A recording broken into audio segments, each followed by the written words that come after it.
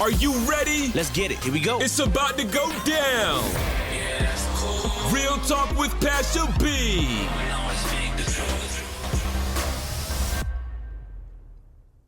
All right, thank you for tuning into this week's episode of Real Talk with Pasha B. This is the 2023 edition. We are back again. I am Pasha B, no other. And I am joined, by none other than Sheneka. Hey girl. Hey girl, hey. How are you? All is well, all is well. So, I think we need to introduce ourselves for new listeners because it's been a while. We won't even go with what's been going on because we suck. But thank you for those returning listeners. But for the new listeners, what would you like to say to them? Girl, look, check out Real Talk with Pasha B on iTunes, Apple Podcasts, Spotify, YouTube, and catch up. That's all. Because I really want to get into today's topic, Pasha. So, okay. Well, we're going to get into today's topic. So, we are talking. The pre-conversation got me over here bothered already. Go ahead. Well, we're talking about masculinity and femininity. Toxic. So, let's back it on up just a little bit, Pasha. One of the reasons we're having this discussion is over the past year or so, when we were on vacation. I think we took a little vacation. We did. There's been a lot of conversation regarding the roles of men, the roles of women, what's masculine, what's feminine, toxic femininity, toxic masculinity. And I'm trying to remember this vacation. Man, we haven't recorded since... Don't do that. Go ahead. That's the vacation I'm talking about. Oh, okay. The hiatus. I thought it was a physical vacation. I'm like, where did we go? Sorry, go ahead. I caught that. You did? Well, let's introduce our guests.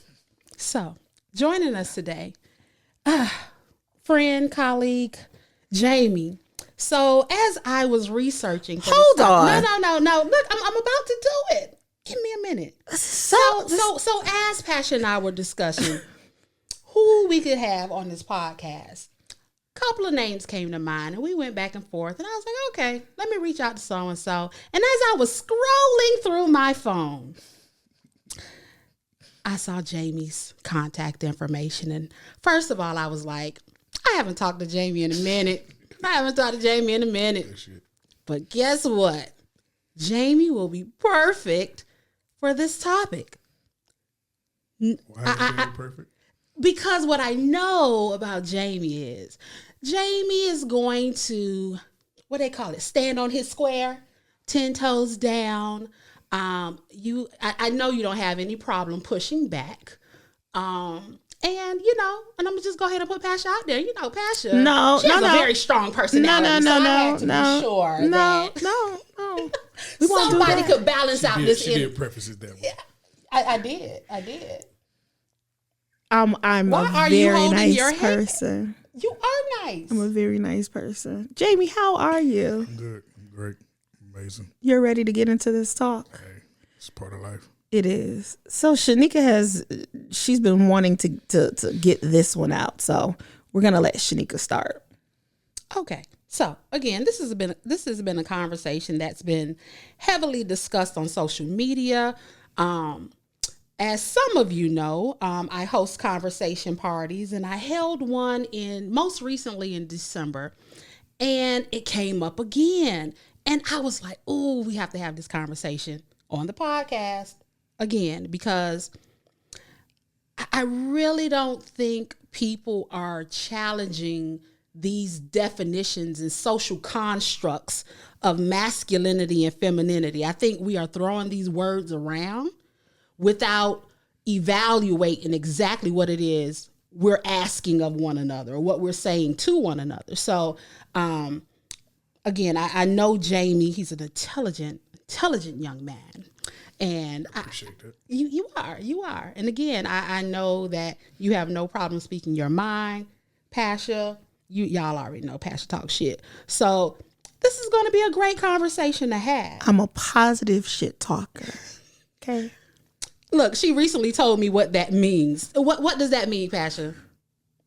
That I'm going to be honest and from a sincere place when I'm talking my shit. So because she's For the honest good. about It's the good for the good. Good of the it's for the group. betterment of society. Everybody Yeah. involved. So that's what makes it positive. Yup. Whoop whoop. So first of all, I just want to kind of set a couple of put a couple of definitions out there just to keep in mind as we have this discussion. So we're going to talk about the social constructs of masculinity and femininity and its impacts on relationships today. Social construct. Look, I'm going to sound a little bit, Can we define what these words are? Yeah, so that's what I'm about to do. okay, because you talked about construct. So, social construct. Basically, it's what everybody agreed. Everybody came to the table and said, this is what we're going to do. The culture. So, the social construct of masculinity and femininity may differ based on where you are in the world. Okay. All right? So, just keep that in mind. Mm-hmm. And social constructs include gender roles, race, beauty, all of those standards. Mm-hmm. Masculinity and femininity. Traits or characteristics associated with being a male or a female. Right. That's all. That's all it says. That's all it says. That's all. And can we define like traits of being male and or female? Do we go ahead? I have a couple of examples here. Thank you. Just a couple, just to keep in mind. Mm-hmm. So traits associated with masculinity includes being logical.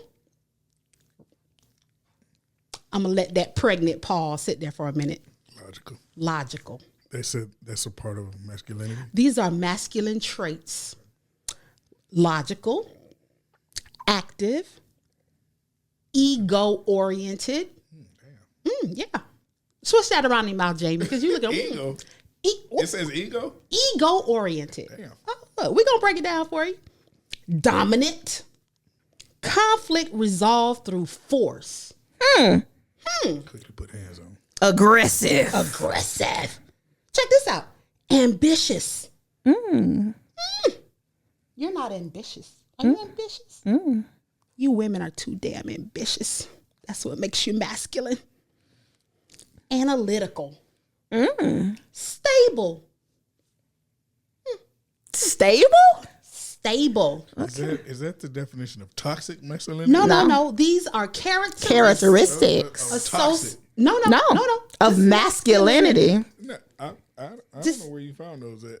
That ain't Did you look Webster. up traits? I did. Traits and character? What did you find on your Googler? On mine, it gave me strength, courage, independence, leadership, and assertiveness. That's all you got? That's it. He didn't look for the negatives. He only read the positives. He didn't go through the negatives. Oh no, that's all. I saw the top hits. The top hits. I didn't write them all down. Okay. I just gave us something to talk about. Well, we can add those to the list. Characteristics associated with femininity. Emotional. Swish that around in your mouth. Women are emotional. Okay. Who's shooting up everybody? I'm sorry. Okay. Passive. Relationship-oriented, submissive. Conflict resolved through negotiation. Modest, intuitive, and creative. They just sound like normal people. That's the point.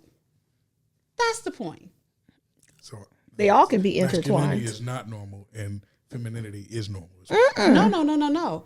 So Those traits, that's what they sound like, though. I think all of those traits can be interwoven. They are.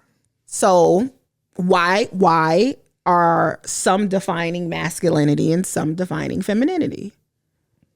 now we all, I guess, traditionally in various cultures, I think we all have attributes of each Absolutely.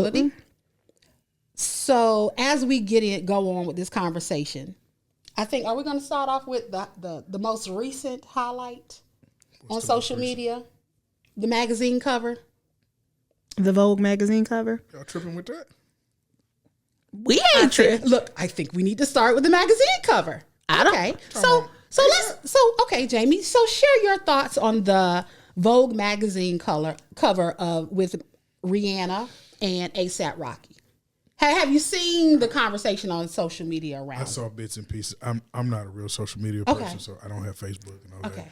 But I pay. Twitter's my thing. I like Twitter. Oh yeah. So Black Twitters. Oh, they be cutting up. They was lit with it.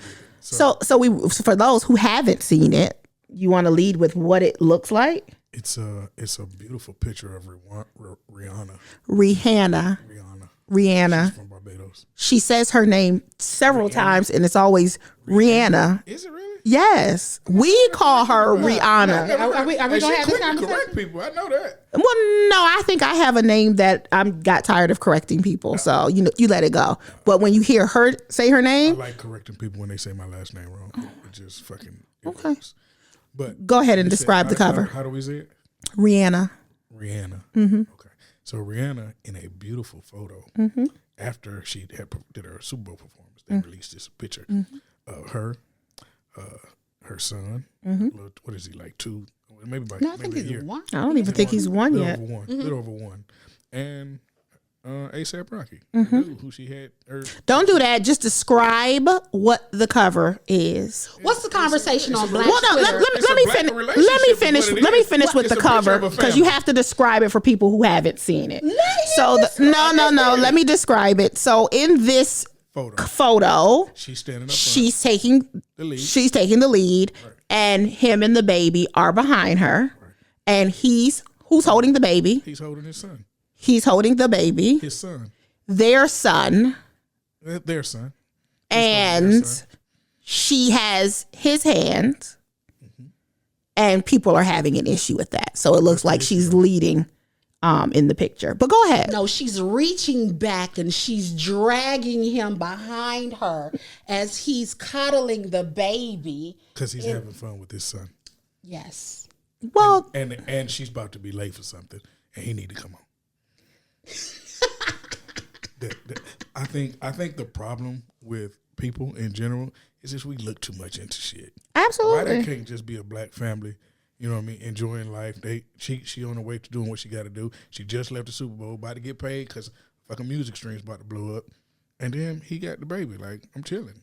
Like, give all them people that's talking about that shit, give me Rihanna, and I got a baby by her, and I'm about to have another baby by her, and she a fucking billionaire. Why the fuck am I not? Why am I questioning anything we doing right now?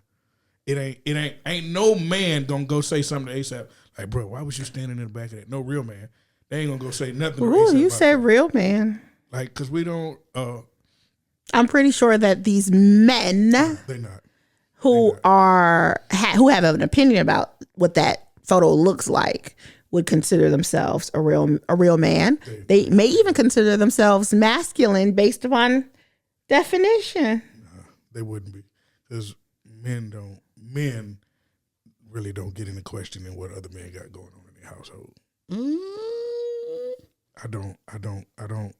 I may speak about something with you in general, but if I see something going on in your household, that's how you run your household. Is how you run your household. That's a problem. That's also a problem. But I'll digress. How you run your household? Also, not how you run your household. How men don't say anything or stay out of other people's situations about what they have going on in their house. Not that you're minding their business. Pasha's opinion is that men don't have crucial conversations with their male peers.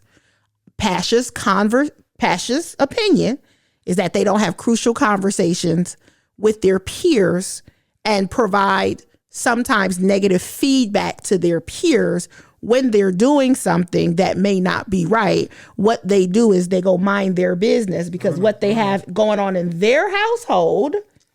No. That's they have going on in their household is their business. That's the difference. When men speak to other men, they don't need to tell anybody about it. They don't need to communicate it. They know that they've talked to that individual about what's going on in his household. I don't need to come share it with I've just told me, I got family that I can talk to, that I talk to on a regular basis.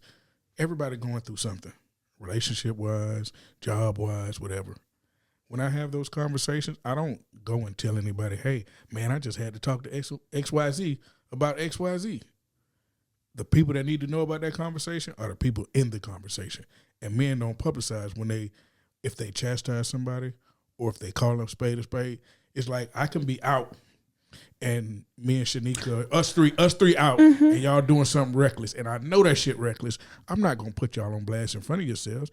I'm going to ride with you. And then as soon as we get in the car, be like, y'all know y'all was on some fuck shit, right? We ain't have to go. It didn't have to go that far. That's the same. That's how men communicate with other men.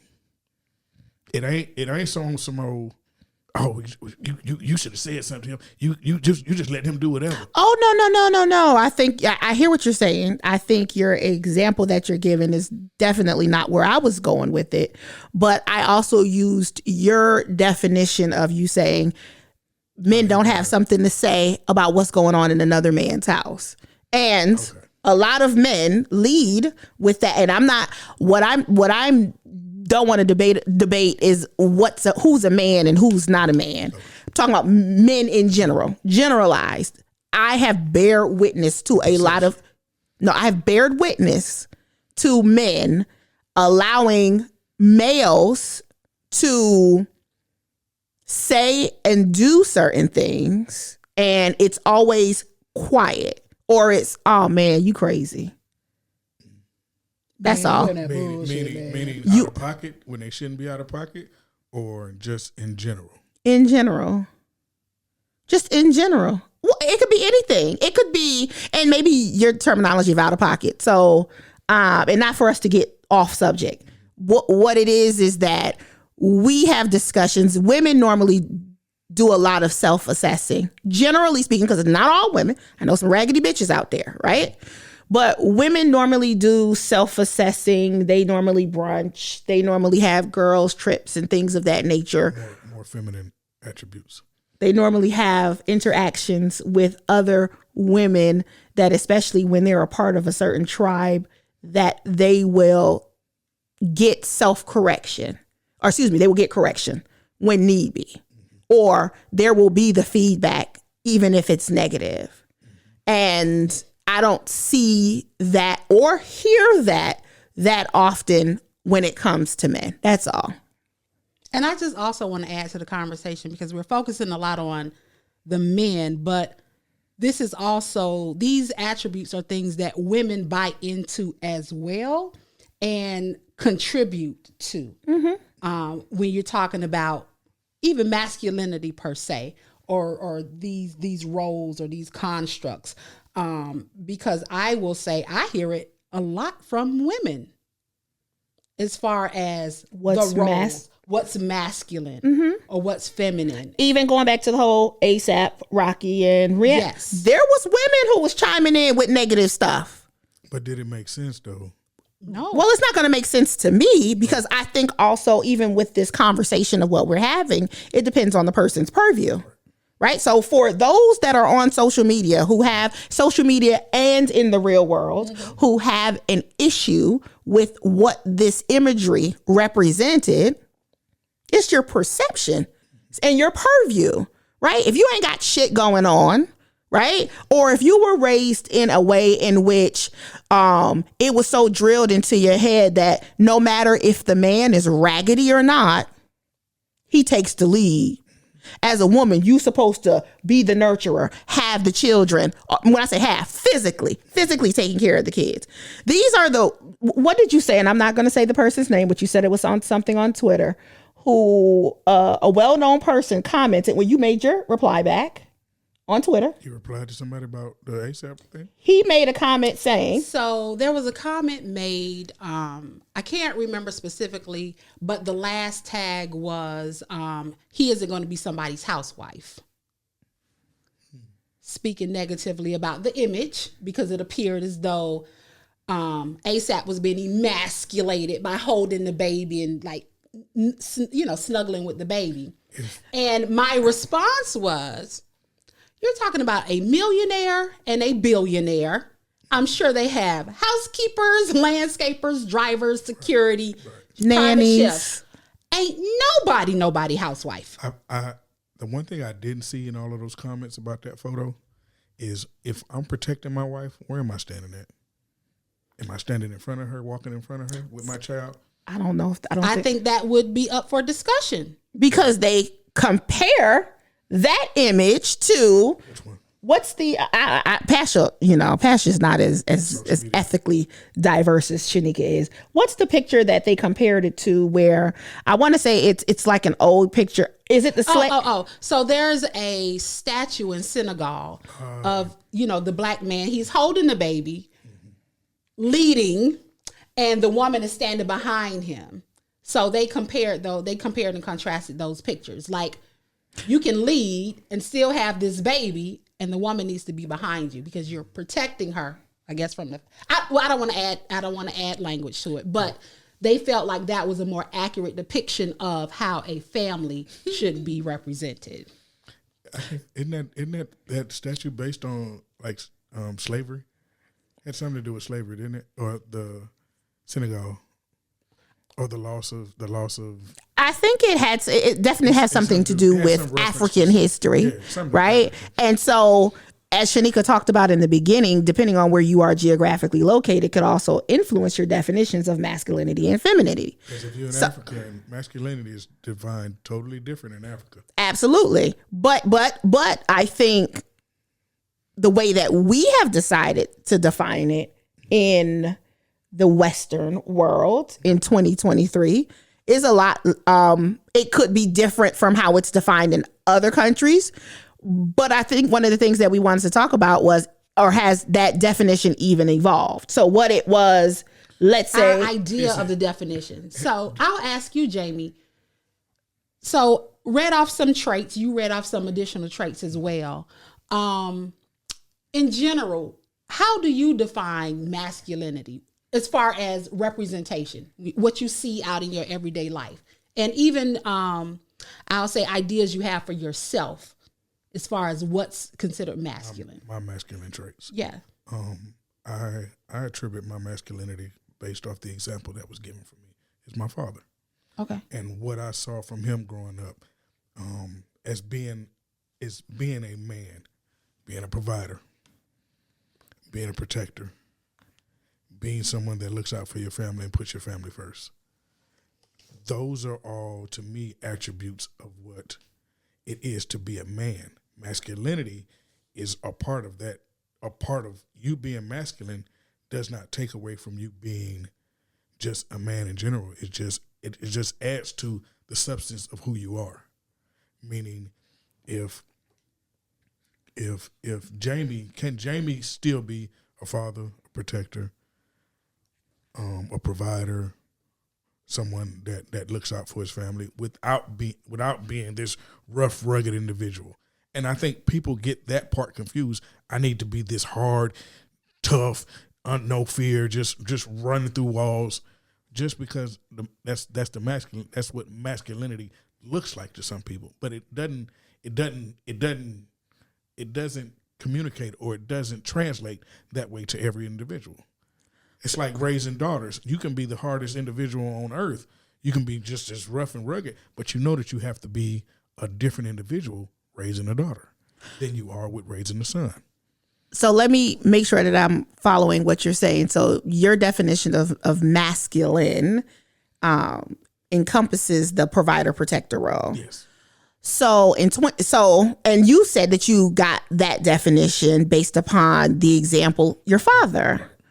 So in 2023, and I'm just throwing this out there, in 2023, when because of a lot of things, women are in better positions from a financial perspective, and they're making good money, sometimes potentially making more than their male mates or male counterparts.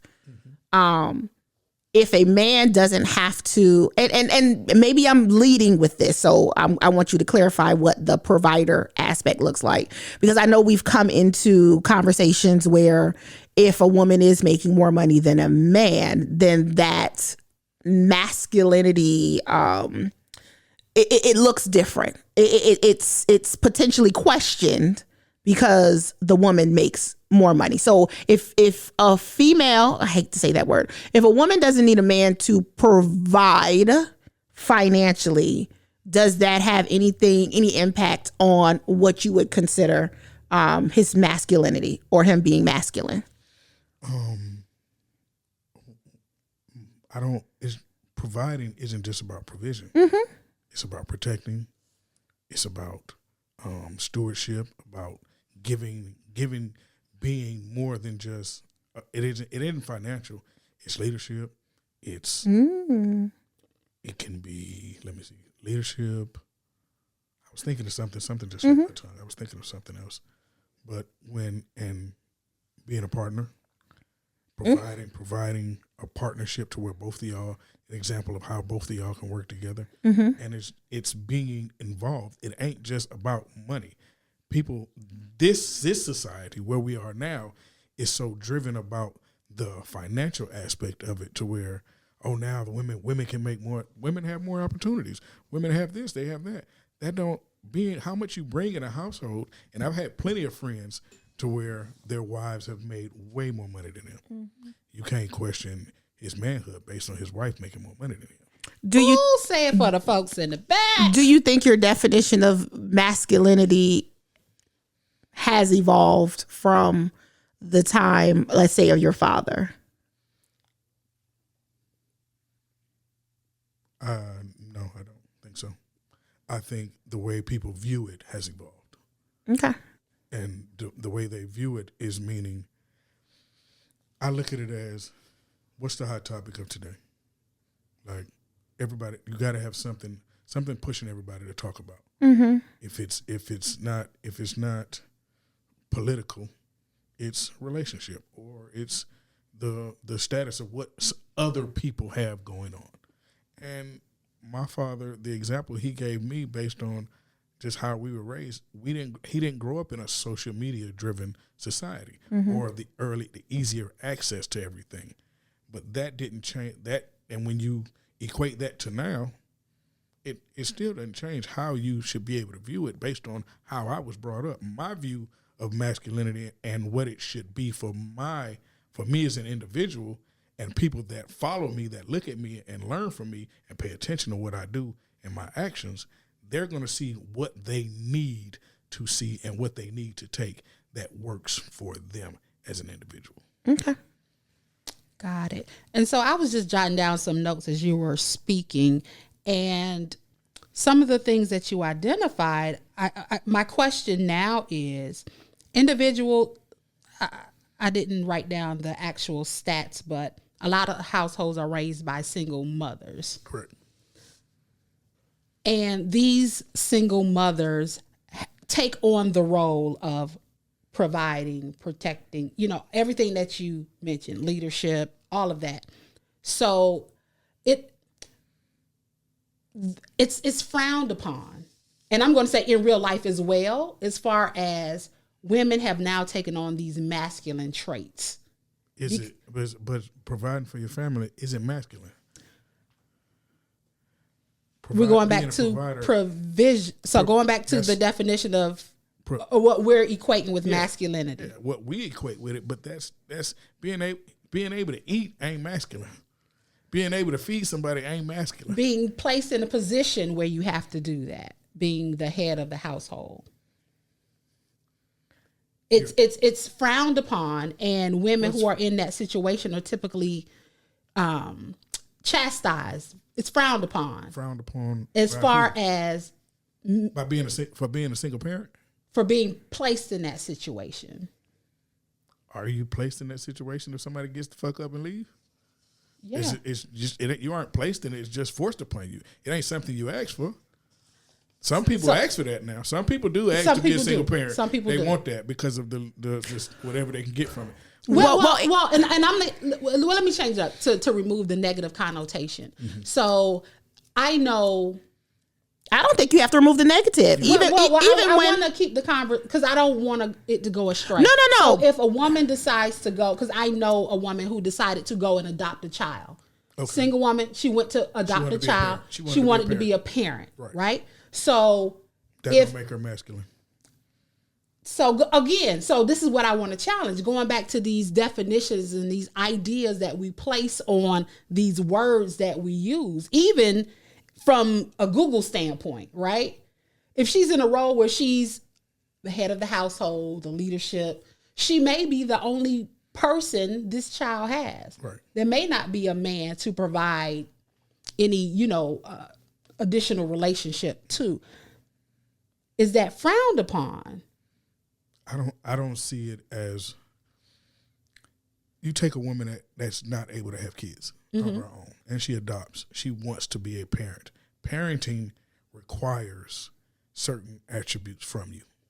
It requires you to be a provider. It requires you to be a protector. It also requires empathy, sympathy, relationships, and being more nurturing. Those are attributes from both spectrums that we're talking about. You need those to be a parent.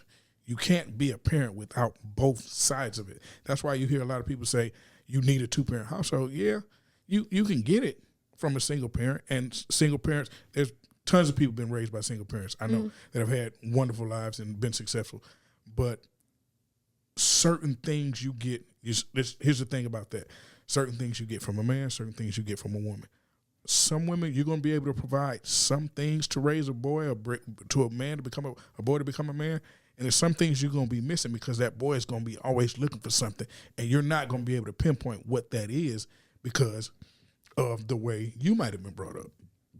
So going back to what specifically did you ask me as far as how did you learn to be a man? Or he said that the example that he... Oh, the example came from your father.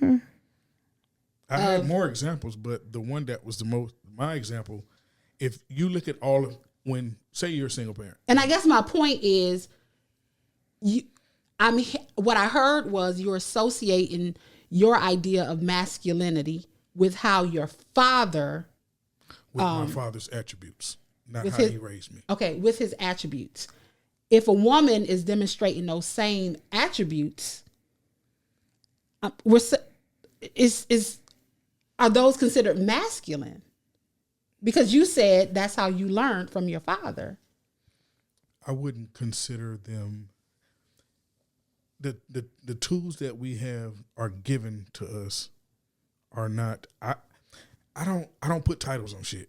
Okay. And that's the difficult part of having this conversation. Masculinity. I don't believe in titles for nothing. Got it. Like that shit don't make no sense to me. Either you fucked up or you not fucked up. You know what I mean? Or you're it's to me, my daddy, my favorite thing that my daddy tells me, excuses are like assholes. Everybody got one.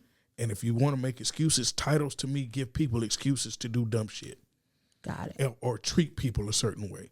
And everybody's always looking for excuses. If you look far enough, it's like being in the legal system and going to court for a crime. Your lawyer gonna look for enough shit for them to trip up the jury and say, hey, it could have been this, it could have been that. And if I give you enough reasonable doubt, if I throw enough shit in the pot, hey, he had this, he had that, or she was doing this and she had that. All of those traits could have been, she could have been seen as masculine.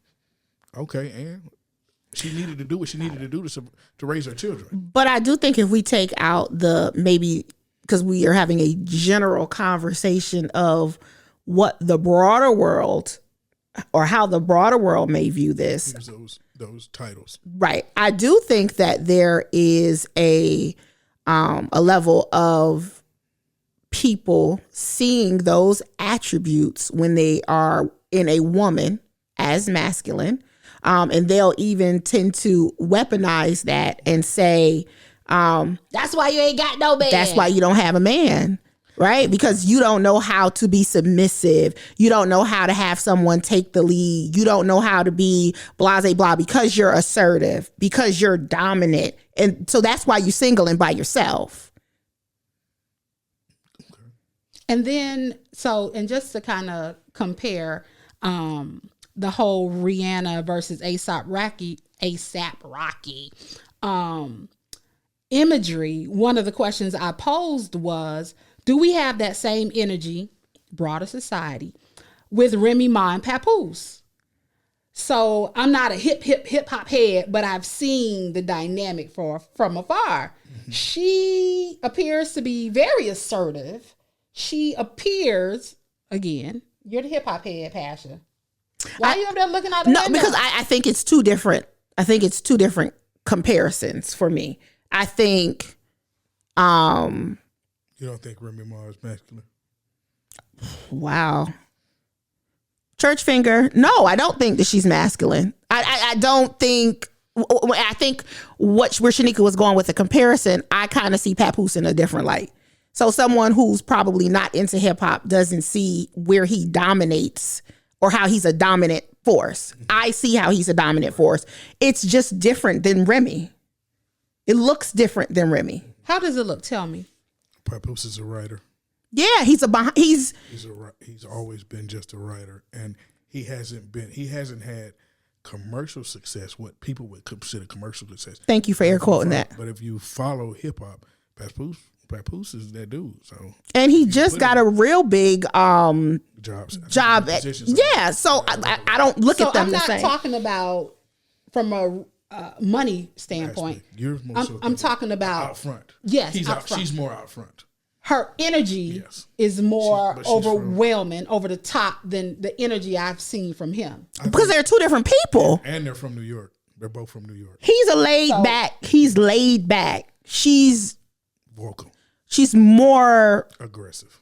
No. She's aggressive. She's more outgoing. From what I see. She's more outgoing. I think they're two different personalities. You pistol whip another woman with a pistol, you aggressive. I think she actually shot the other woman. She pistol whipped her first and then shot her. That's how she ended up in jail. Oh, I know why she ended up in jail, but I think they're two different people. But for a woman, see, certain crimes are attributed to men, different levels of aggression. Mm-hmm. You don't normally see that in women. Because we've been conditioned and trained not to respond that way. I don't know if it's conditioned. I just think some people just don't respond that way. I think some people don't respond that way. So we were talking, and you brought up the point about it can go either way. So if a woman feels threatened and she decides to shoot a bitch, right. She shot a bitch because she feels threatened. Correct. Does that make her a man? No, it does not. Okay. So I'm not going to sit here and call Remy masculine because she shot a bitch. Okay. Because you have people who will respond in that manner, whether it be male or female. I don't think it has anything to do with being masculine or feminine or just men shoot people and women no. I think a certain type of person is going to respond in that manner when they're put in that situation. We call men that shoot women bitches.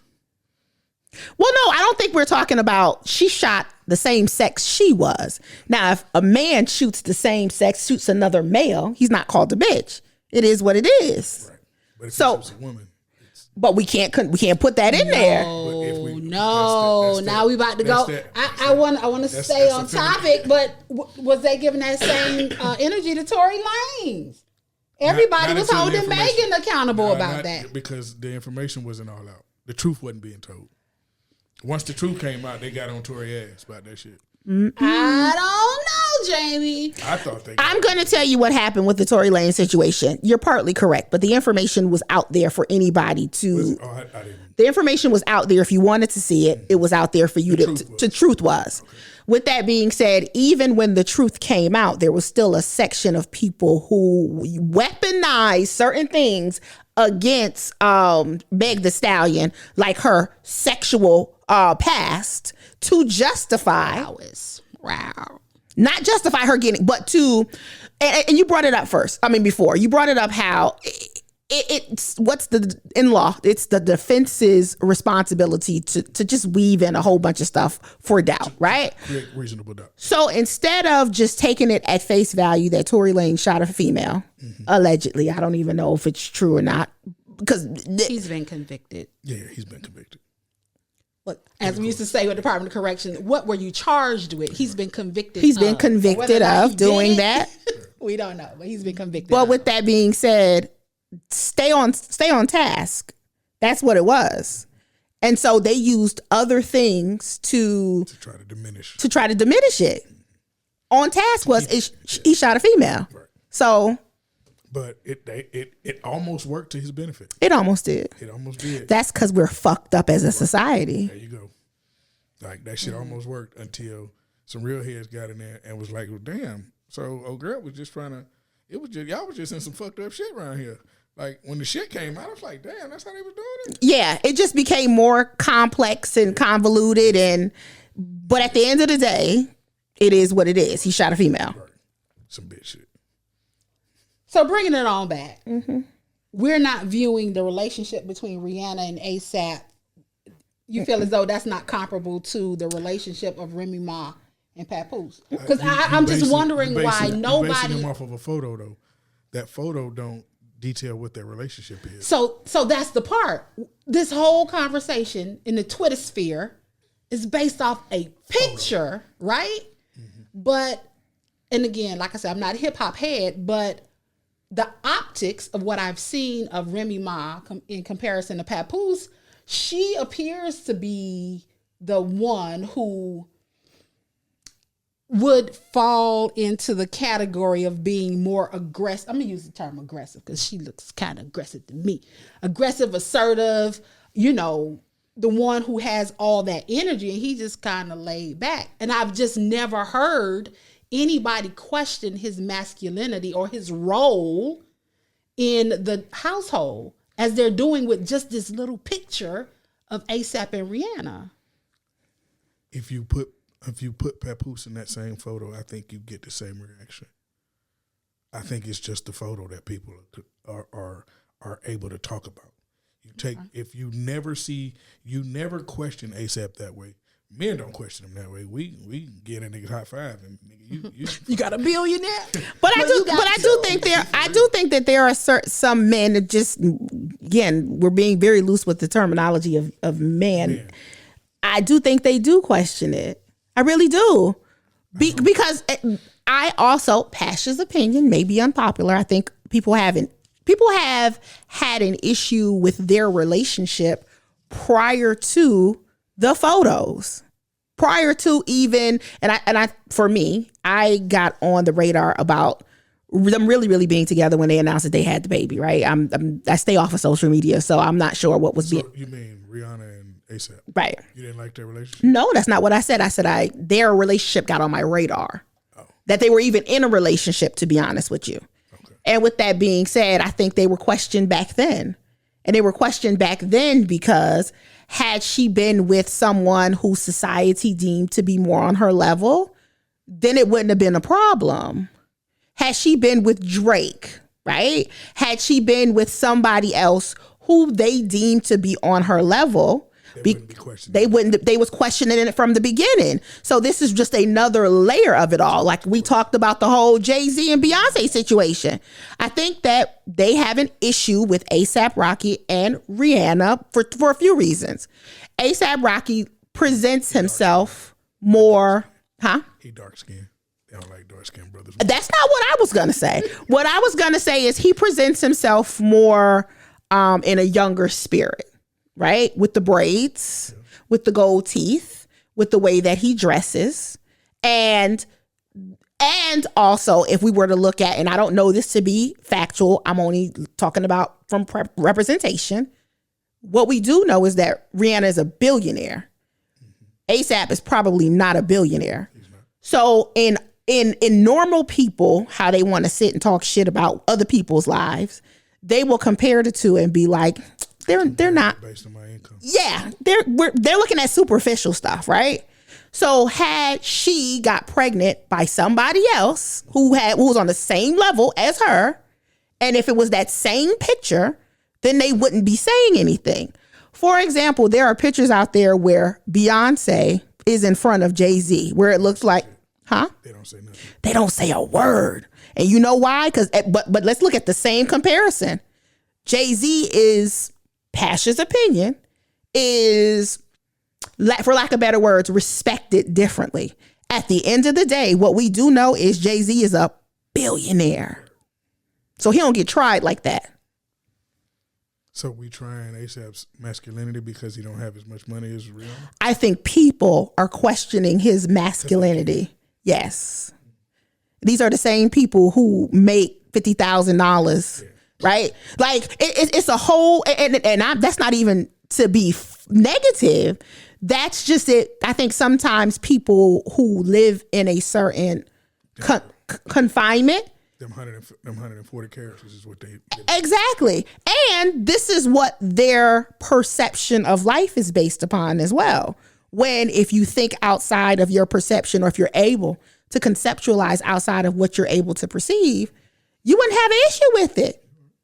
These people got rich people problems, not the problems that us normal people have to go to work every day. So you're sitting there trying to pick something apart, and you're using very superficial things to pick it apart. For example, the amount of money he got. How many more millions of dollars than everybody else does that's talking about this? He may not have billions of dollars. Who got billions? ASAP. His old lady got billions.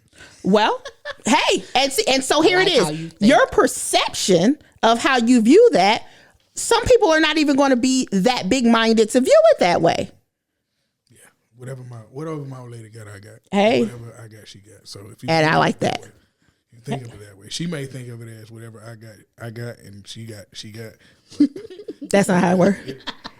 It don't work like that. It works like It's coming into the same pot. Yeah, it's all one pot. But I like how you mentioned something before about masculinity, and you went off the rails of neither definitions that you or Sheneka exchanged by talking about leadership. You talked about partnership, right?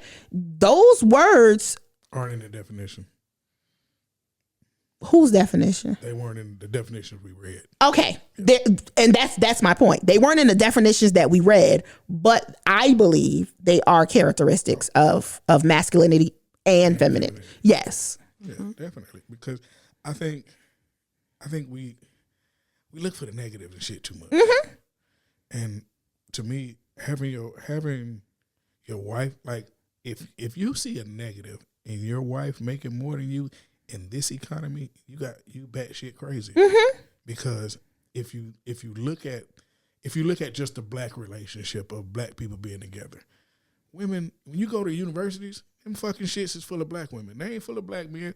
You might look at a football field and we might be on there. We might be in different rooms, but the demographic, it's you go to a black university, it's probably going to be 70% female, 30% male.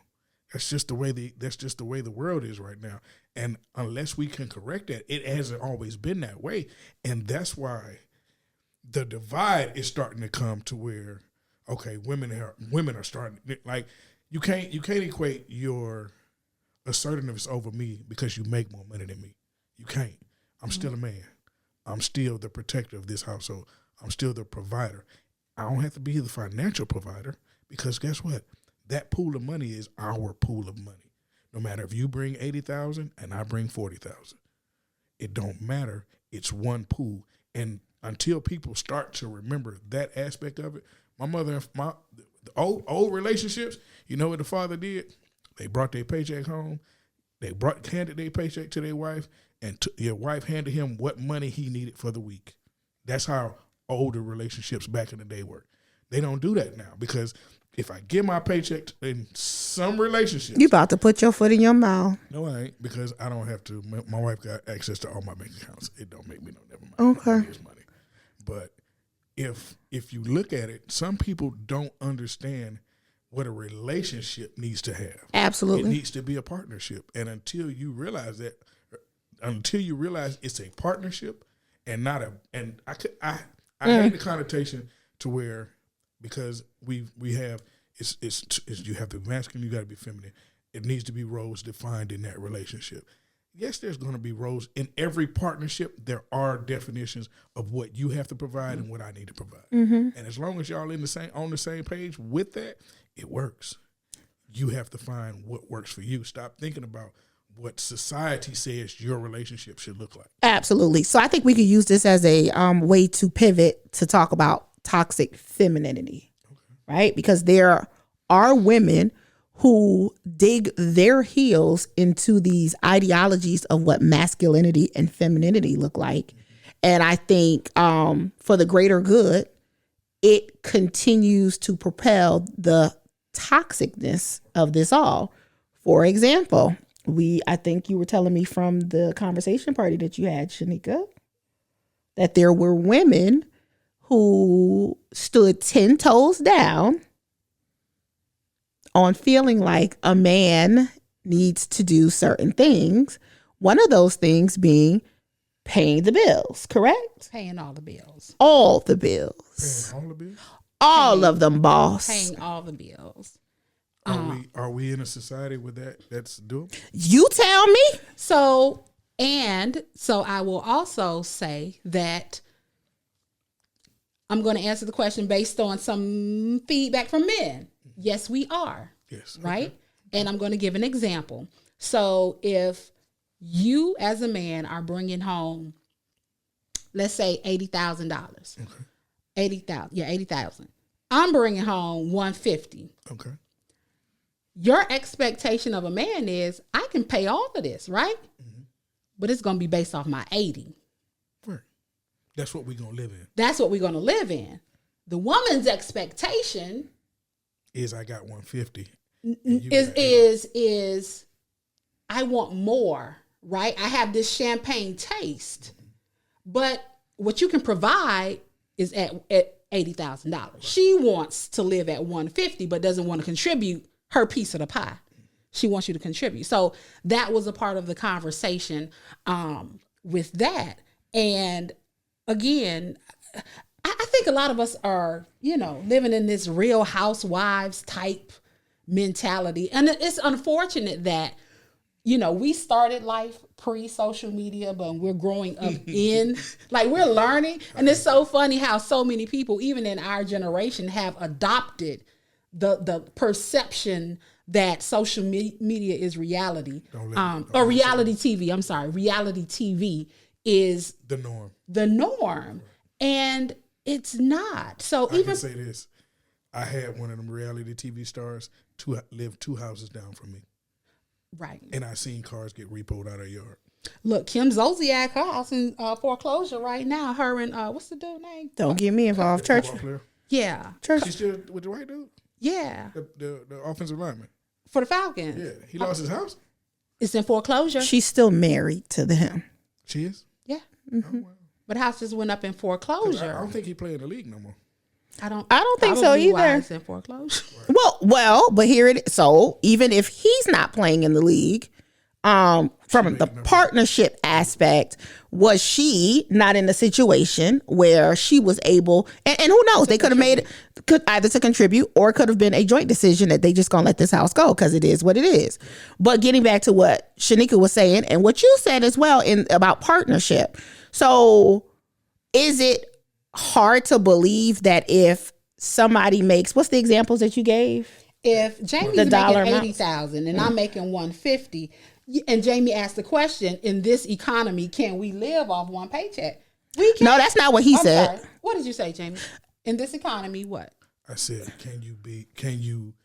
I did say live. I thought it was about providing off of his 80,000. I can provide everything that my 80,000 can buy me. So can we not live under the 230? What you mean? We're not living under 230 if you want me to pay all the bills. I can pay all our bills with my $80,000 a year salary. I thought it was about a partnership though. It is. But if it's because guess what? If you put me at 230, right? I'm not putting you at 230. We're at 230. But the conversation at the event that she had was I need to pay all that. of the bills. So let's just say this: can I get a house? Can I get an $800,000 house on an $80,000 a year salary? Will the bank give me that house? I don't think so. No, you ain't got to think about it. They ain't giving you that shit. No, well, let me tell you something, because the math wasn't mathing in my head. But to the point of where we're talking about toxic femininity, it's not about the partnership aspect of it all. Right. That was my point. Right. So they buy into this whole leaning into the provider, because you gave how you view what providing means for you and your household. I think the masses who use those terms don't necessarily use the same idea to describe what providing means. And women also lean into it. Well, as a man, you're supposed to provide. You're supposed to provide. Provide what, and, right. And as men say, I can pay all of this, but not if you're trying to live a $400,000 lifestyle. I can do it off my $80K. The means isn't the issue. Mm-hmm. It's if you want me to pay all the bills, right? If we got $80,000 bills, just two people making $80,000, and we got $80,000 bills. Yeah, I can pay all the bills, but what kind of life we gonna live? Right. Like, we want a vacation. Who's gonna pay for the vacation? I got to pay for the vacation too. So we can't handle. I'm paying the car notes, the house note, the light bill, everything, and I'm providing for my family. The number one reason for relationships failing, marriages, is financial. Mm-hmm. Because people can't agree about finances, meaning money fucks shit up. It's like being in business with somebody. If somebody ain't good with money, it's going to create a problem. The toxic trait from femininity that we keep saying is it toxic for you to ask me to pay all the household bills? Is that a toxic trait? I don't think it's a toxic trait, but I do think it's a toxic trait for you to buy into stereotypes that are not good for the relationship or that are not ideal for 2023. So going back to where women have a better opportunity to make more money than men, why would you expect Pasha speaking, if I made 150 and my significant other made 80, why would I expect for him to pay all the bills off of 80 grand? That's stupid. In my head, I think we should be living off of 230. Correct. Really, you're not supposed to. Really, you're not supposed to. But I'm just saying, I'm putting in my 150, just like I expect for him to put in his 80. But I think the toxic femininity portion of that is you want to be masculine. I want to be masculine. I'm the man. I'm the provider. I'm this. I'm that. Then do it. Pay everything. Provide everything. I ain't got to do shit. I can just sit here with my check. Then, I think that could be a part of toxic femininity on both sides. But I also think the buying. So what femininity is, and I think we went through certain characteristics. Mm-hmm. Some women are not. If you want to buy into this masculine feminine role, then if you're a woman and you're buying in, swan diving into masculinity, then shouldn't you be swan diving into femininity? So what are you bringing to the table? Right. That's what a partnership is. That's what a partnership is. And if we're going to sit here and pick men apart or expect certain things from men that I feel are outdated ideology. Outdated? Which of those is outdated? I feel it's outdated for a man to take care of all the bills in the house. Okay. That's an outdated ideology for me. I don't think that's a negative though, because when you look at good relationships that the relationships that I know that last, they were all a partnership. And that's the thing. So I feel as though a man taking care of the household wholeheartedly, when you have a woman in there who especially if she's working outside of the house, whatever the way that they defined or assigned who's going to do who, that's their business. But you can't make 150 and he make 80 and expect for him to take care of everything. Just like I think it's an outdated ideology if I like to cut the grass. You cut grass? My wife cuts grass. She love that shit. She play outside in the dirt. I got a riding lawnmower. She rode it. I taught her how to drive it. But so here it is. It's like, women are not supposed to go outside and do certain things. Women are not supposed to. There's so many things that we can pick apart that society would say would be considered a masculine thing. I had at my other house. Our house was on a hill. We had push lawnmowers, and my wife was like, "Well, I'm gonna go out there and cut the grass. I'm gonna come out there with you." I was like, okay. And then so my neighbor, who was a preacher at the time, my old neighbor, his wife, he saw it, and he has a more biblical, traditional upbringing. But he was like, man, how you got your wife to cut the grass? I said, what you mean how I got her to cut the grass? She want to go out there and cut the grass. I'm not going to tell her no. What the hell is that? I'm like, shit, that's her. Right. If she want to cut grass, she need to know we're going to be out here sweating dirty. That's all it is. But you have the thought, or people have the thought that a man who cooks, I cook. is it, if you're with someone as a male, female, just looking at the normal gender roles, there's an issue with men cooking. It's not an issue with men cooking either. Because if I'm a chef by trade, am I not, when I come home, I don't cook? My wife fell in love with me because I'm a chef and she cooked and I cook. Do I not cook when I'm home because now I'm the man of my house? That's dumb. Don't start nothing you're not going to finish. Right. That's the key. But people, I assign and they identify these things that they want to label to be feminine and then be masculine, and it's off. And it doesn't correlate in today's society. I believe that whatever these definitions, these character traits, I don't even want to say character traits, I'm going to say the definitions of masculinity and femininity, they have not evolved over the time. They need to, because we're not in the 1950s. We're not what are we doing from the 1950s that's negative now? Gender roles, assigned gender roles. I want to jump in real quick just to kind of frame the conversation. How do we benefit and how do we suffer from holding on to these ideas of gender roles, which What's a gender role that we still carry today that's negative? I think I said 3 of them. Which one? Men not supposed to be cooking. Men not supposed to be cleaning. Women are not supposed to be cutting grass. I come from a different. I was raised by a 2-parent household, and so my mother cooked, but my dad cooked. But nobody liked when my dad cooked because he used every pot in the house, and I have that same kind of attribute, but I don't have to clean the dishes. But I don't define things as gender based.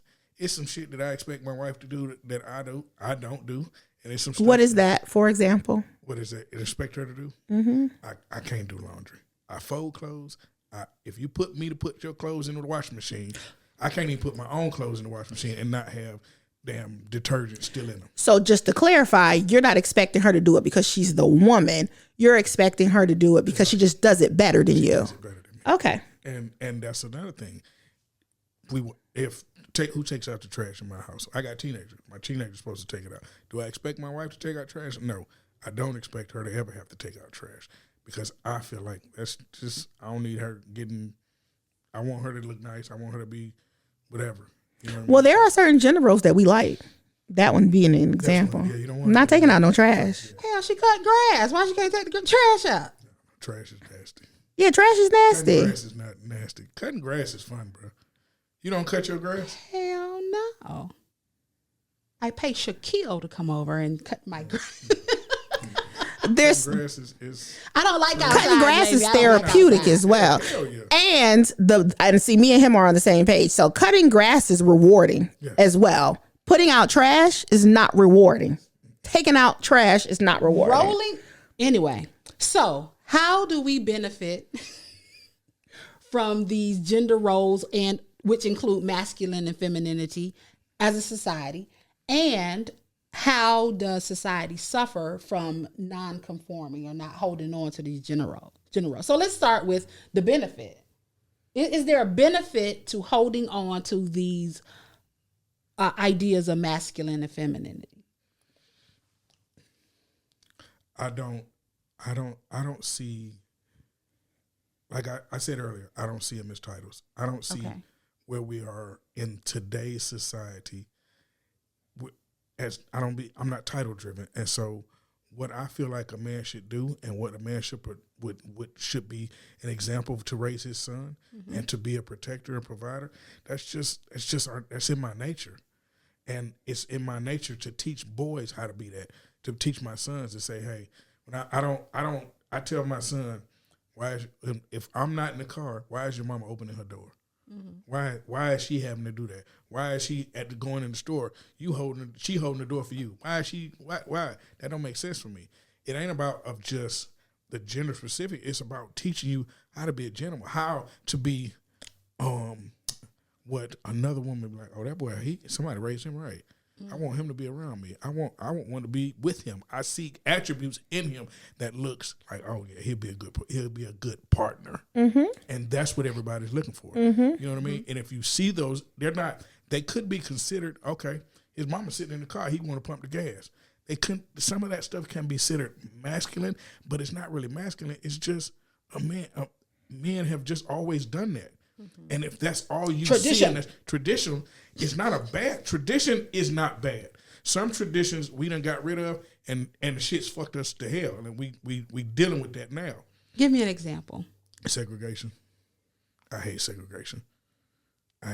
My dad used to always tell me that. He said the problem with black folks is that a tradition? It's something that traditionally we had an issue with segregation, and so now when you look at it. Segregation did nothing but destroy the black community, because before we was all dependent on each other. Segregation or desegregation? Desegregation. Okay. Desegregation. Because I'm sitting here like, what in the world? Desegregation. When we were segregated, shit was popping.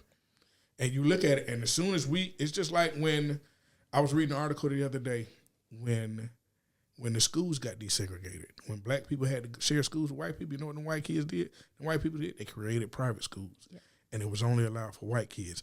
It was only white kids allowed in those schools, and they had that. It was a tax thing I was reading, and it was talking about they got upset because once they did that, once you segregate people from that school, you no longer receive those benefits, tax benefits. And so when you think about all of that has created the constructs of what we see as a family dynamic, or as relationship driven, or as individuals. Not a lot of that stuff is negative.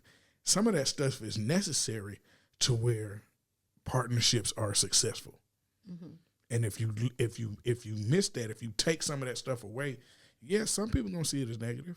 Everybody's gonna always see something negative in something. Like A$AP Rocky and his wife and his old lady. So, and I think that goes back to the whole social construct of it all, because the undertone that I'm hearing is the agreement.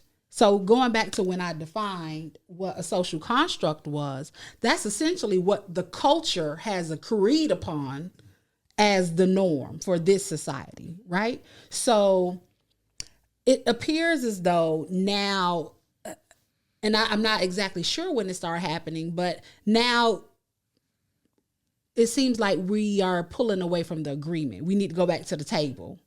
And I know we're talking about ourselves a lot.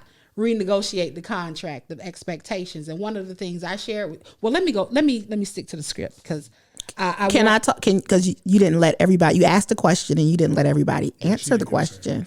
She didn't get a chance to respond to your question that I answered. Because maybe I didn't want to hear what Pasha had to say. Go ahead, Pasha. I'm gonna shut her. I'm gonna shut her. Gonna shut her mic off. Okay. So I think there's no positivity, I think, to these defining masculinity, femininity. I don't think that we need them anymore. I do think that there are cons to it. Cons that pros and cons to each. I don't think there are any pros, to be honest with you. I don't. Stuff you want to keep though. You don't want to have to do certain things. Definitely. Clearly. So, but what I'm saying is, because we've talked about these characteristics and these traits intertwining, let me tell you how I'm going to get out of this, because we talked about them intertwining. I don't think that there's the need for the labels, as you've said before. So I don't see there are any pros to it, but I do see the cons to it, that we're staying in these confinements and not allowing for them to be interwoven between the two genders. Successful marriages and successful relationships, they aren't defined by those titles. But we do like certain gender roles. We do. Yeah. Everybody does. Yeah. But and it comes back down to where I was going was the agreement.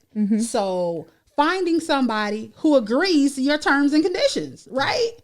And my experience is people connect with people who don't agree to the terms and conditions. However, they want to sit up here and argue and fuss and fight, and, instead of just saying, you're not a good partner for me. Or your terms and conditions are always changing. Right. Or Should they even not? open to the idea. Should they not? And when you said always changing. They should change though. They can evolve. They can evolve. Not change. with They the can change. relationship. No, they can change. So, for example, if you liked something one day, or you were okay with something one day, and then 5 years later, you weren't okay with it, it has nothing to do about evolution. It could just be you don't like that anymore. Like, we are not the same people all the time. We change. Yeah. With growth. With growth, with life experience, with just getting old. Yeah. I may like to have walked 5 miles when I was 30. PKB ain't doing that right now. So, no, I think we need to normalize, and I hate using this phrase, change. Because we also get stuck in relationships as people where, well, it was okay with you when we first got together. Yeah, because this was the situation when we first got together. I don't like that no more. Or times have changed in which we need to do things different. I'm going to tell you. I'm from the frame of mind. I think I was just, who was I talking to about this? Relationships are about partnerships, right? Yes. But if you saw something in me that initially was good for you or you liked and it was enjoyable, and then you wait 3 years, 5 years to start speaking on that thing and then making that thing a negative, that means I may have liked threesomes in the beginning of our relationship. Yeah, I would. 10 years in, if I don't like threesomes anymore, right? So I should keep my mouth closed because 10 years prior to that, I was okay with the freaky deaky, and now I'm not okay with the freaky deaky. No, if you introduce that and change that about your relationship, you cannot have you cannot question if that person wants to relieve the relationship. No. It is about, see, you putting words in my mouth. I changed, and I should be able to bring that to my partner to say, I no longer like that. If my partner says I'm still down for the 3-man rodeo, it's my decision on whether I want to remain in that situation or not. But what you can't penalize someone for now changing. They don't like that anymore. But you can't penalize that person for not. I'm not penalizing you. I'm bringing it to the table. I'm telling you that I don't like it. She wants to renegotiate the contract. I want to renegotiate the contract. And if I don't like the terms of the contract, do I have to stay in the contract? None of us have to stay in the contract. None of us. Then those are agreeable terms. But you can't then say, Jamie, he stayed. He refused to change, and I no. I'm not going to say that because again, my perception, and I'm open to change. And change sometimes is good and it's sometimes not good. But we get into the other side of that where I don't say anything and Jamie's still having a threesome. Jamie still want a threesome. So I'm supposed to sit there and let Jamie still, I'm just using us as an example. I'm supposed to let you still have a threesome? But you're involved Let in him. threesome. Huh? No, I'm not because I don't like it anymore. I don't want to do it. So at that point, once you say that you don't like it anymore, how is Jamie still having threesomes? Because people do what they want to do.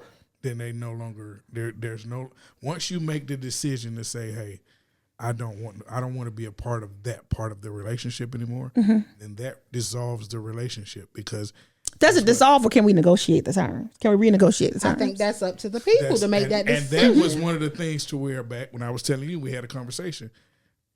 Back in the 50s, 60s, 70s, you could have say the movie Denzel and what's his name? He came Fences. Fences. Ooh. Fences. Boy. I've never really Brought watched that that baby entire home. movie, but she knew like that's normal. That is normal in the black community. You can be. That's why they used to always say, "Hey, make sure you bring whoever you dating home because they might be related to you based on where you are demographically." And my grandfather was one of those people. Had 9 kids all up and down the East Coast. But if you think about what they allowed in relationships, we spend a lot of time thinking about that now. It's like, I ain't putting up with that shit. I ain't putting up with that. Yes, you have the choice. They had the same choice that you had. They chose to stay into that agreement because on both sides, in some way, it was an agreeable.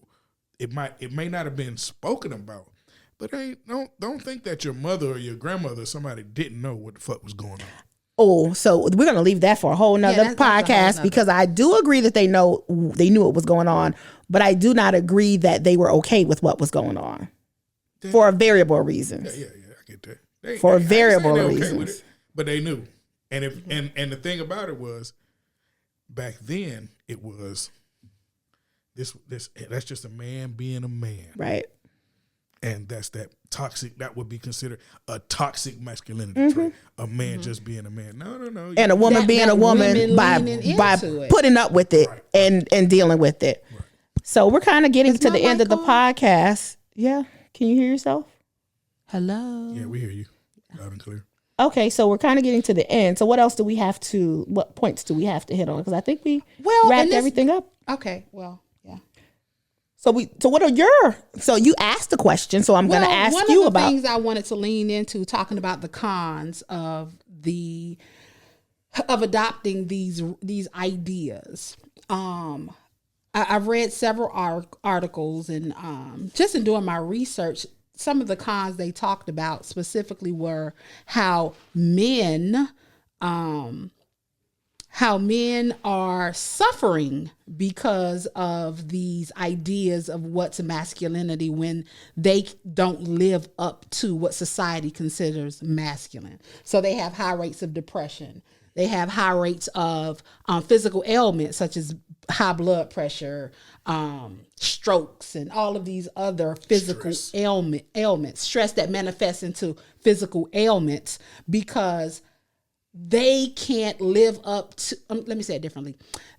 Their identity, in some cases, are based on these ideas of what society considers masculine.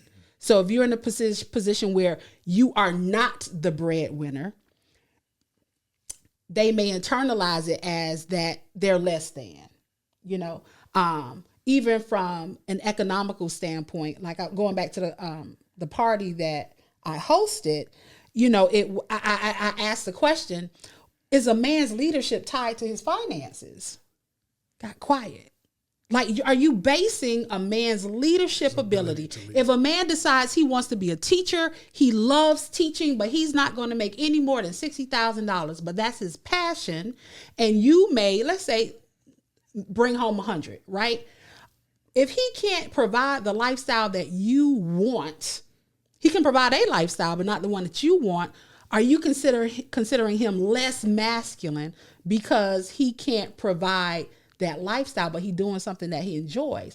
Are you saying that he cannot lead your household because he makes less money? That's what they're saying. So again, going back to just this whole conversation, one of the takeaways I want everyone to just kind of mull over is, what exactly are you saying? When we make these declarations of what's a man, what's a woman, what's masculine, what's feminine, just evaluate what are you saying when you make these when you say these terms, right? So if somebody's a creative, they're not walking around, like you said, beating their chest or just being all aggressive. Are they less masculine? Are they not a man? And something we discussed off mic when we were talking about their sexual potency, right? If your jet don't work, are you less of a man? And Jamie, what did you say? I said, yes, you are. About generally speaking. So we're defining masculinity and femininity by certain things. And you said that you feel as though I would feel less than a man if I can't get my shit up. So would you, even though there are things that you could take to do that, you still gonna feel like if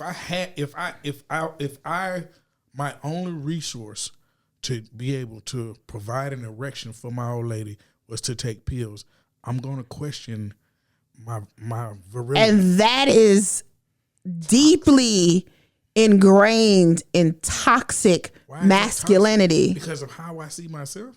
So let me ask you differently. If I was your homeboy and I came to you and I confided in you, are you gonna look at me as less than a man? No, I can't tell you how you feel. Are you going to look at me as less than a man? Less than a man? The fact that you're swishing this around is. I'm thinking about it because I've never had any. That's not a Generally speaking, if I'm not, let me say this. I do not have not one male relationship to where my homeboy is gonna come to me and say, "Hey man, my shit not working." Let's say you saw it on TV. Ain't no way I saw my homeboy. No. You saw the subject on TV. We saw this. Me and my homeboy. Jamie get out of this. You saw the subject on TV. So there's a whole bunch of advertisements that talk about Viagra and all of these pills, whatever. If generally speaking, the subject of masculinity, because I do know that it's deeply rooted in a man being sex for a man, right? Being what is it called? Virility, right? I think I said that. You did. I like that word. I like it too. As soon as you said it, I was like, With that being said, if a man is no longer men, generally, Shit ain't working. It ain't working. Yes, I'm gonna feel. Would you feel as though that man is less masculine? Yeah, I would say yes. And that's deeply rooted in toxicity. It absolutely is. Because I'm not gonna feel so it. Who defines? He's gonna feel it as well. No. We're not going to ever negate your. And I know it's hardwired. I'm not a man, but I understand it. It's hardwired from the point that y'all are. We're going to go there. From the point that y'all are able to get your shit hard, right? Play with it and get it hard. That's been that's the thrill of y'all lives from the. And I'm not a man. And the day that shit don't work. Exactly. You think I'm not gonna question my fucking man? I get it. But I'm saying that's not toxic. It is toxic because toxic? You are so much more, my friend. You are so much more. You are so much more, and I will be listen. Let me say this to you. I will be the first to say, especially from a woman's perspective, because we're all getting to a certain age, right? You're not just about sex. I understand your reasoning in your head, but I'm telling you, you are so much more. Men are so much more. I'm a provider. I'm a protector. I'm all of that. But guess what? At the end of the day, if my wife come in the room and my shit ain't working, I got to explain that shit. I got to add, but the your wife going to leave you because it's not working? Shit, she gonna require me to take pills, probably. Shit, she going to leave you. If you do, and that's the point. She might want to go on the street and play, but that's how it is. And the problem with that is, and that would make it to where now you see it as toxic, because when men see that, if I'm not able to provide for my wife or for my woman or in that way, I got to question. I'm questioning my ability to provide in every aspect. Oh, and physically and emotionally and all of that. I understand it. And if I can't, I have to question that. But in this two-sided world, and where Sheneka, I think at one point in time was trying, like, y'all make up these definitions, men. Y'all do. Y'all make up definitions of masculinity and femininity because y'all set the rules realistically to everything. Y'all also have the ability to change those definitions. As women, as a woman, I can sit here and tell you as a man, I'm not going to lessen your masculinity or question it because you can't get it up. How many times have you been in the bed with somebody and that shit went limp? On that note. No, answer it. And you have not questioned.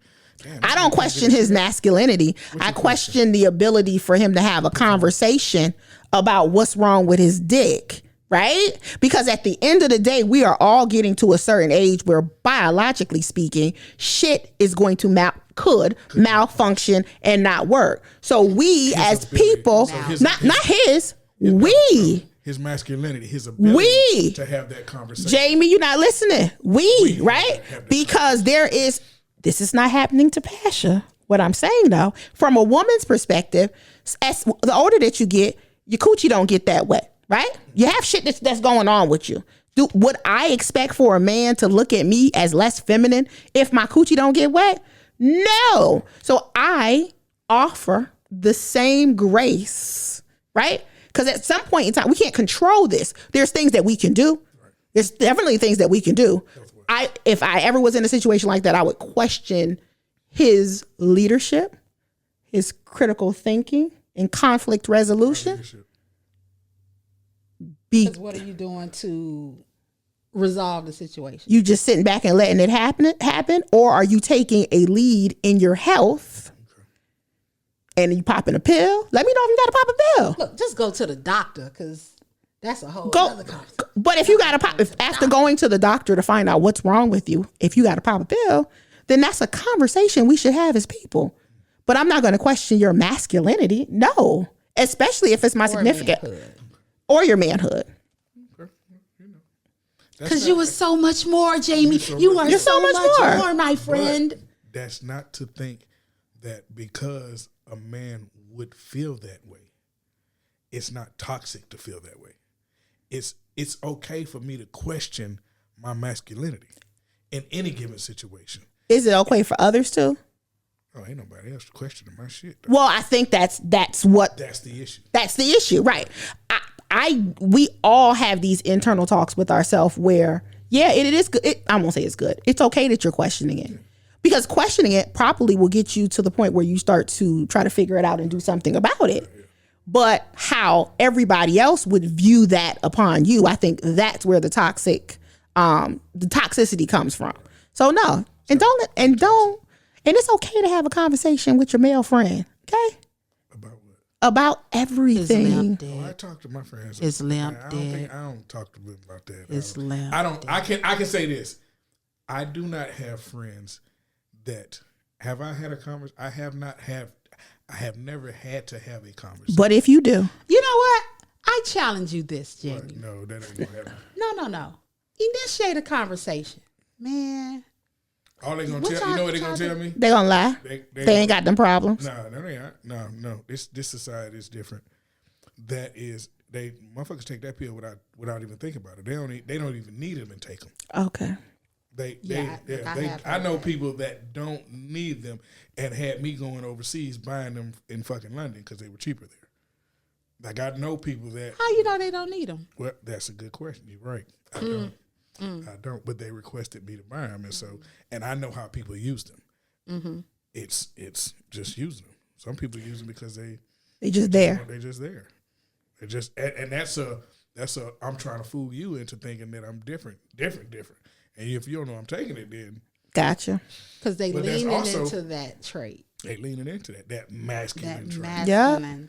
You are so much more, my friend. Right. I need you. The next request you get, I want you to say, my brother. You are so much more. Ain't nobody requesting that. No. But if you think about that, though, I think about if you are in that boat, your ability to have that conversation with another male, another friend, says a lot about it. It does. And as Sheneka was saying, I'm gonna challenge you to be a safe place for when and if these conversations happen. Let's say this. I'll say this.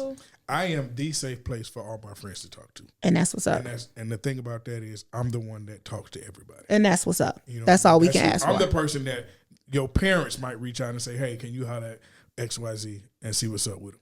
Good. So and that's the friend that I've been to everybody that I'm friends with. If I have that closeness relationship with you, they know, your family knows to reach out to me if something's going on. That's awesome. That's the good thing about me. I may be an asshole when I give you information, but no, you are a positive shit talker. I like asshole better. Can you be a positive asshole? I just like asshole. Jesus. Hey. All right, I think we're done. I think we are. We had a great conversation. Thank you, Jamie. It is. This would remind me of the conversation we used to have at those dinners and stuff. Right. You haven't been to a conversation party in a long time. People always looking at me like, this motherfucker. Look, you will be invited to the, I have to plan the next one. Yeah, that'll be all right. Well, until next time, we enjoyed the conversation. We hope you did. Appreciate y'all inviting me. Thank you. Thank you for joining. And until next time, peace.